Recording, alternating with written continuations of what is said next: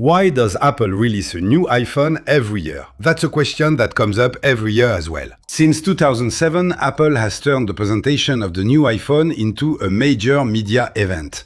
In the past, it was simple. There was only one model. It's becoming more and more complex because there are more and more models. In fact, this year, Apple might hold an event in September and introduce other models in the spring of 2027. But the real question is, what forces Apple to release a new iPhone every year? Consumers in general can't keep up. We can't buy a new iPhone every year, except for those who are watching me right now with an iPhone that has diamond edges. And then, we know that in terms of pollution, it's really not great to release new iPhones every year. On that point, Apple isn't the worst. There are manufacturers who release new smartphones almost every month. But above all, for the past few years, we've really noticed that the new iPhones each year, well, there's little difference from the previous generation.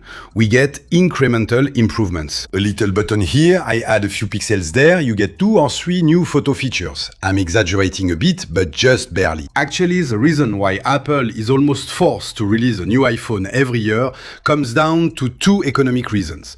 The first one is very simple. It's competition. If Apple were the only manufacturer not to release a new smartphone every year, well, they'd lose a year of smartphone upgrades. They'd disappear from the news. We, tech YouTubers, wouldn't make videos about the new iPhone. How would we get views? I'm barely exaggerating. Anyway, in a marketing-driven world, you disappear very quickly, even if you're Apple. The other economic reason is risk management. If Apple started releasing a new iPhone only every 2 years, 3 years or 4 years, the industrial risk would be huge. Imagine if this new iPhone, which comes out after 3 years, ends up being a flop. By releasing one every year, Apple can smooth things out, can fix certain things on certain models. We saw this, for example, with the iPhone 15, which tended to overheat, and the 16 overheats less, and so on.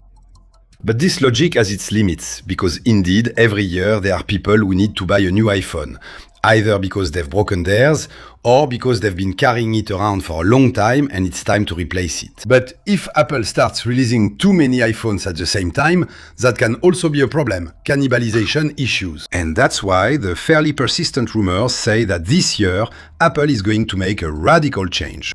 In September, it's going to present its high-end models, so probably the 18 Pro, the foldable iPhone, Fold, Folio, Duo, I don't know what they are going to call it. And in the spring of 2027, we would have the standard iPhone 18 and maybe the iPhone 18e and maybe the iPhone Air 2. I should make a video for you towards the end of August that sums up the rumors a little bit. My advice is don't watch it if you want to keep at least a little bit of surprise for Apple's September keynote.